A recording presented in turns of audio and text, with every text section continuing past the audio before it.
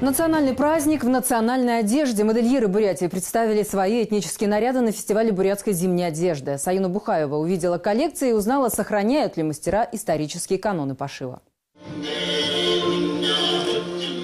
13 модельеров-любителей, некоторые из них новички. Для Даримы Хурхесовой это первый показ. В их семье мастерство шитья передается по наследству. Желание сделать детский дегел для сына пришло спонтанно. Это моя первая работа, я даже не знала, как шить. Какие материалы были, из них, будем так говорить, что под руку попалось, честно говоря, вот так и сшили.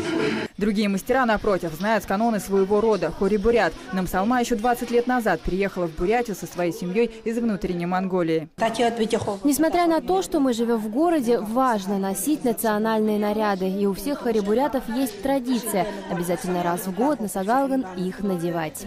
Основной образ дегела шенехенский модельер сохранила. Изменила лишь детали. Вот такой же костюм из Национального музея республики. Здесь мех исключительно из шкуры ягненка. И для восточных бурят характерен только синий цвет, как символ неба.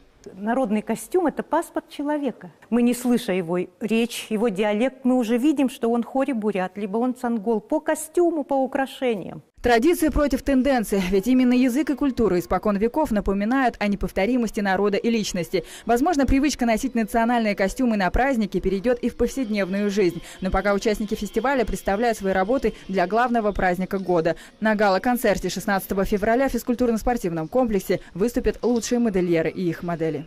Саюна Бухаева, Батыр Халматов, телекомпания «Аригус».